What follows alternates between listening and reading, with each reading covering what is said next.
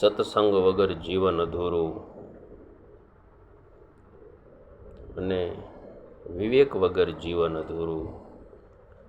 મહાપુરુષો પોતાની વાણીમાં કહી ગયા ભાઈ કે જેનો સંગ સદા સુખદાય રે, એવા ગુરુ કેને રે મળે.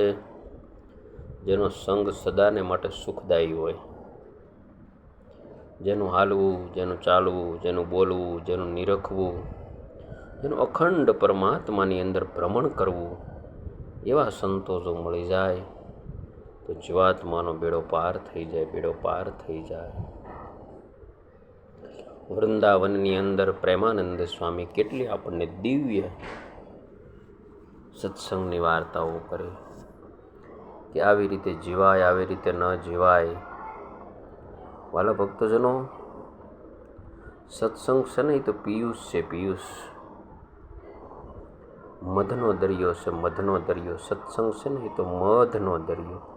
સત્સંગ, સત એવા જે પુરુષો, સાચા પુરુષો, એનો સંગ એટલે સત્સંગ. જીવનની ગતિવિધિઓ તો ઘણી બધી હોય, ઘણી બધી આવશે અને જશે, પણ જીવનનો પ્રસંગ તો માત્ર ને માત્ર એટલો જ છે કે આપણે એટલા કામ કર્યા અને એટલા અધૂરા રહી ગયા. જીવ શાને ફરે છે ગુમાનમાં, તારે રહેવું ભાડાના મકાનમાં. મિત્રો, આ બધું સંતોએ શા માટે આપણને કીધું? તો કે જીવાત્મા અને પરમાત્મા સુધીની અનંતની યાત્રા પૂર્ણ થઈ જાય અને જીવાત્મા પ્રભુના ચરણોમાં મગ્ન થઈ જાય.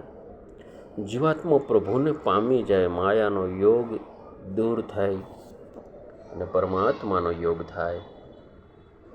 આવી આ દિવ્ય વાણી, આવી આ દિવ્ય વિભૂતિ, જેને સત્સંગ કહેવામાં આવે છે. સત વત્તા સંગ, સત્સંગ. સાસા પુરુષોનો સંગ એટલે સત્સંગ. સાસા પુરુષોનું શરણું એટલે સત્સંગ. સાસા પુરુષોનો સતત અનુગ્રહ એટલે સત્સંગ. સાસા પુરુષોના અનુશાસનમાં રહેવું એટલે સત્સંગ. સાસા પુરુષોના જીવનને વારે વારે નિરખીને આપણું અહીંયું ટાઢું થાય એટલે સત્સંગ.